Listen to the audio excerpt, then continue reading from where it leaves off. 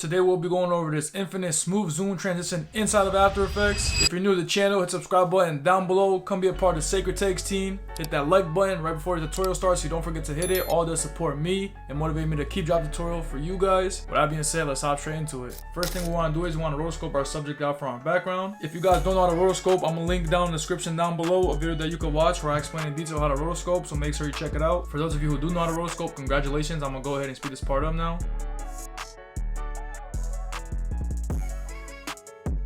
Now then we're gonna go ahead and freeze it up. Let After Effects get every single frame for us. Go ahead and close out the layer. Now we're gonna control D on that clip. We're gonna go to our bottom layer. We're gonna delete the roto from it. Now what we're gonna do is we're gonna label our background layer on our rotoscope layer just so we're organized. Go ahead and rename, put BG for background. Go to the top one, put roto. Once that's labeled, you're gonna go to your background layer, go to your effects and presets, search up motion tile, throw it on top, change the output width to 600.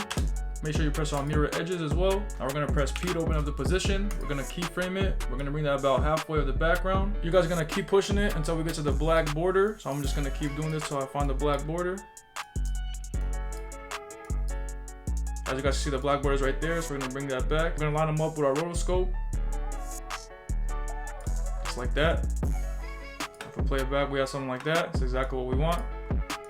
Now we're gonna highlight those keyframes. We're gonna press F9 to easy ease them. We're gonna open up our graph editor. It's not gonna let us move it. So what we're gonna do is we're gonna go to our position, separate the dimensions. We're gonna highlight the x-axis. We're gonna F9 and easy ease it again. We're gonna create a graph where it goes the fastest at the end. So make something like this. So it's the fastest. So the spin is the fastest at the end. And now when we play it back, we got something like this. Perfect. Now we're gonna press back on our roto. We're gonna press Y so the anchor point comes up, and we're gonna put the anchor point in the top right corner. I'm gonna go right about right here. We're gonna press S for scale. We're gonna keyframe the scale. Guys, go to the last frame. We're gonna scale it up so we can scale out the screen just like that. Bring that to the end. I'm gonna highlight those again, F9 and easy ease. And we wanted to go the fastest at the end, so we're gonna make a graph like this. Now we play it back, we have something like this. Perfect. Go ahead and move this out here so it can start a little bit earlier. Play it back, we have something like that. Fire. Now the second clip, we're gonna do the same thing. Double click the rotoscope. I'm gonna go ahead and speed this part up. Go ahead and freeze it up. Once it's done, go ahead and close out the layer. We're gonna control D. We're gonna change these names up so we're more organized again. Put BG2, background 2. Top one, we'll rename it to Roto 2.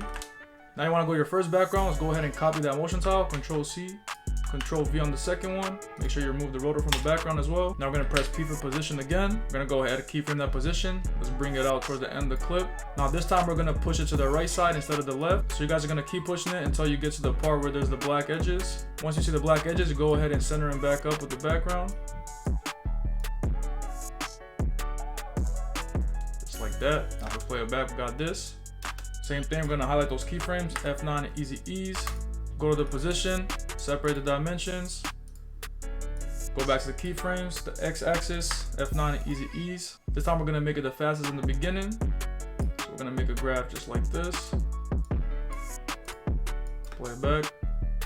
We're gonna go back to our roto now. Press Y again to bring up that anchor tool. This time we're gonna bring it to the other corner, the left side. We're gonna press S for the scale. Let's bring that scale out to like right there. Let's go ahead and scale it out. Highlight those keyframes, F9. Same thing, let's make it the fastest in the beginning. Make sure we turn on motion blur for all of those clips. Let's go ahead and bring these keyframes out a little bit so it starts earlier. So now when we play it back, we have something like this. Super fire. And that's how you do the infinite smooth slide transition.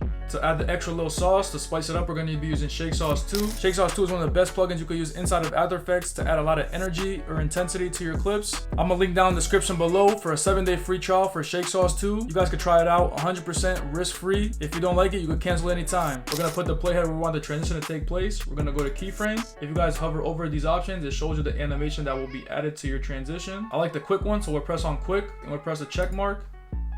and in 3 seconds it's already added to the clip. Now if I play it back, you guys can see we get a nice little shake transition as well with the clip. Super fire.